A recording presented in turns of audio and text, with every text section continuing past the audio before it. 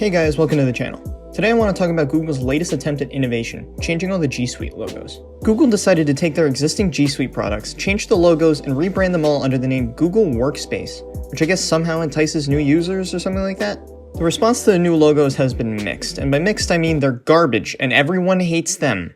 Devin Coldaway of TechCrunch went out of his way to call Google's latest move a whiff, and even links to a previous article he wrote entitled "God damn it, Google." Personally, I like the move, just not the execution. The previous logos were a bit all over the place, and while most of them were fine on their own, they had few unifying characteristics.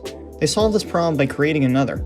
Each logo is now made out of the same thickness lines with the same 4 colors, so instead of each logo standing out too much, now we can't tell them apart. If you take a look at the name of my channel, you will know that I'm no design expert, but I thought I would take a crack at fixing some of these logos myself, and while I'm at it, I might as well do it in 3D because I'm a pretentious show-off who desperately needs the ego boost. Just a side note, I actually like the new Drive logo. The old Impossible Triangle style logo they had was just kind of boring, and it doesn't make a whole lot of sense to make an impossible triangle out of flat geometry.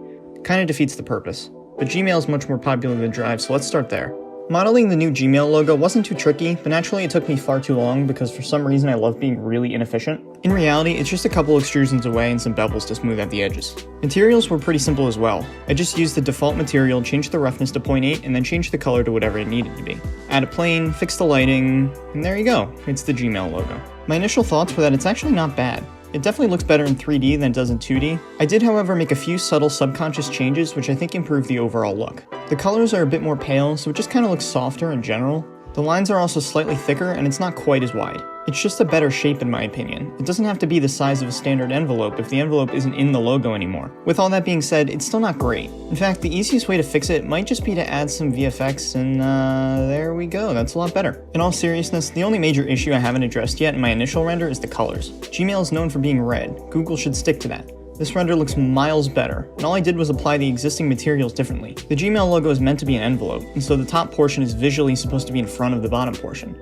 So let's make it a brighter red so it looks like more light is hitting it. This is the aesthetic that Google should be looking for. Bold, bubbly geometry with identifying colors. I wanted to see if this would work for other Google logos, so I tried to apply my theory to the horrendous Google Meet logo. Although let's be honest, the original one wasn't that great either. Originally, I wanted to keep the chamfer in the top left corner, but after removing the central portion of the camera, it just looks a bit overcrowded, so I switched it back to a rounded bevel. Same rules apply here for colors, except I went with the 2 shades of green seen on the lens of the new logo. Render that out, and we have a beautiful, simple new logo. So there you have it. Google didn't exactly take a step in the right direction when trying to unify their products, but maybe they aren't all that far off. While not every Google product can have a color of its own the way Gmail and Meet should, I think there are definitely some that could benefit from the system. Docs should switch back to its original blue, maybe Calendar could become yellow, or even purple if Google is feeling particularly ballsy. Either way, I hope that Google switches away from this new system fairly soon because their customers, myself included, aren't all that happy about it. That's all I got. If you stuck around, I appreciate you. Subscribe if you feel like it definitely helps me out, and I'll see you next time.